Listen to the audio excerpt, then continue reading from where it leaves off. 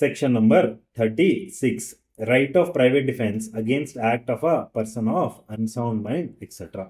Sir మీకు section number 22 and section number 23 గుర్తుంటే అక్కడ నేనేం చెప్పాను సార్, మీకు ఏదైనా మనిషికి మతి స్థిమితం కరెక్ట్గా లేదు, పర్సన్ ఆఫ్ అన్సౌండ్ మైండ్ అయి ఉంటే ఆ మనిషి ఏమైనా చర్య చేసి ఆ మనిషిని ఎవరినైనా కొట్టడం కానీ ఏమైనా జరిగితే ఆ మనిషికి ఎటువంటి శిక్ష పడదు అని చెప్పేసారు. Right sir.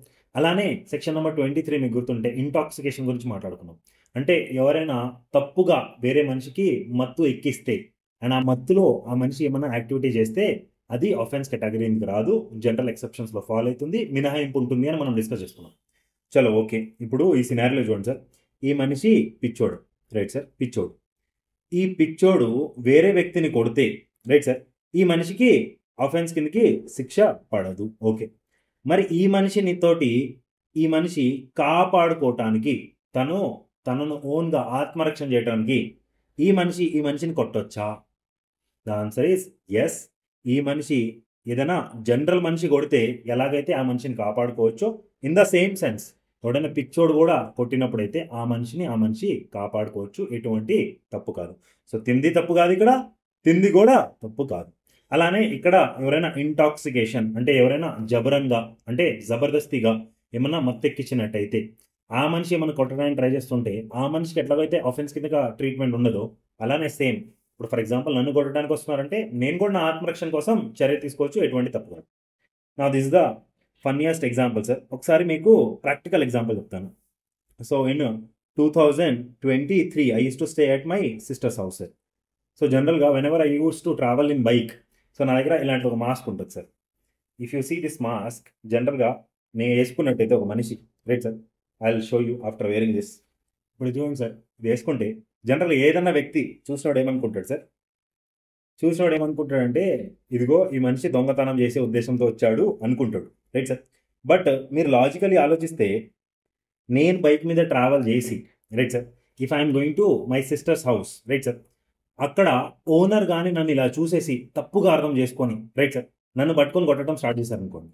ఇప్పుడు ఆయన ఏమైనా తప్పుందా? లేదు. ఆయన ఏమనుకుంటున్నాడు, దొంగ ఎవడని మా ఇంట్లో పడ్డాడేమో ఆయన అనుకుంటున్నాడు. బట్ నాకు మా సిస్టర్ హౌస్ అక్కడే ఉంది కాబట్టి I can go in to that house. What's wrong in that? Being a tenant, ఆమెకి మా సిస్టర్కి రైట్ ఉన్నప్పుడు నాకు కూడా రైట్ ఉంది. బట్ ఓనర్కి కూడా రైట్ ఉంది కదా, అపార్థం చేసుకుని నన్ను కొట్టే అంత. ఆయన కొడుతున్నాడు అనుకోండి ఫర్ ఎగ్జాంపుల్, నన్ను నేను సేవ్ చేసుకోవాలని లేదా సార్? అప్పుడు కూడా నాకు రైట్ ఆఫ్ ప్రైవేట్ డిఫెన్స్ ఉంటుంది. Though is acting under misconception. నాకైతే 100% రైట్ ఉంటుందా లేదా? ఒకసారి రెండు ఎగ్జాంపుల్ చూపిస్తాను సార్. ఇది దాని ఎగ్జాంపుల్ సార్. ఫర్ ఎగ్జాంపుల్, ఈ వ్యక్తి ఇంటి లోపలికి వెళ్తున్నాడు అండ్ అక్కడ ఇంటి ఓనర్ ఎవరైతే ఉన్నారో ఈ వ్యక్తిని చూసి ఈ మనిషి దొంగతనం చేయడానికి వచ్చాడని ఈ మనిషి కానీ కొట్టడానికి పోతే, రైట్ సార్, ఈ మనిషి తను కాపాడుకోవచ్చా లేదా? కాపాడుకునే క్రమంలో ఈ మనిషిని కూడా కొట్టవచ్చు, రైట్ సార్. సో ఒక్కసారి మనం చూద్దాం సార్.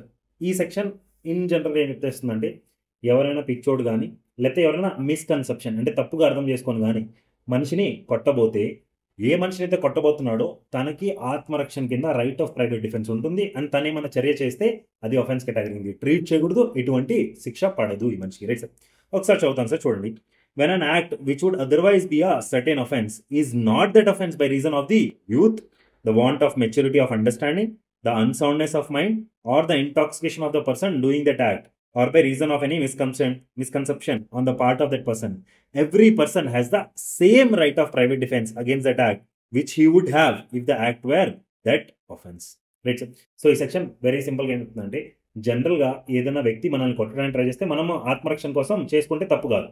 అలానే ఎవరైతే కొట్టబోతున్నాడో వ్యక్తి తను కానీ పిచ్చోడైనా కానీ లేకపోతే మత్తెక్కి ఉన్నా కానీ లేకపోతే ఏదైనా మిస్కన్సెప్షన్ కింద తప్పుగా అర్థం చేసుకున్నా కానీ అలాంటి వ్యక్తి కొట్టడానికి ట్రై చేసినప్పుడు కూడా ఎవరైతే ఆత్మరక్షణ చేసుకుంటున్నారో ఆ మనిషికి సేమ్ రైట్ ఉంటుంది అని సెక్షన్ చెప్తుంది.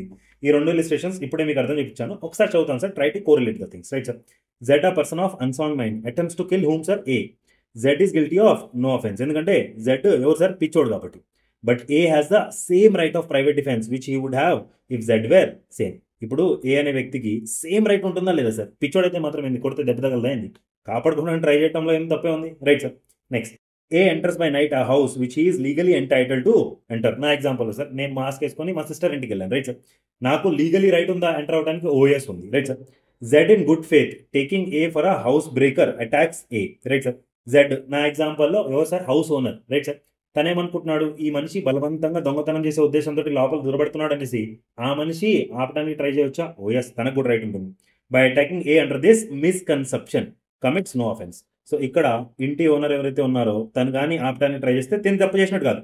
అలానే నన్ను నేను సేవ్ చేసుకోవడానికి నేను కూడా ఏమైనా అటెంప్ట్ చేశాను అనుకోండి, అది కూడా తప్పు కాదు అని ఈ ఇలిస్ట్రేషన్ చెప్తుంది. Commits no offence but A has the same right of private defence against that which he would have if that were not acting under that misconception. Hope you are able to understand, sir.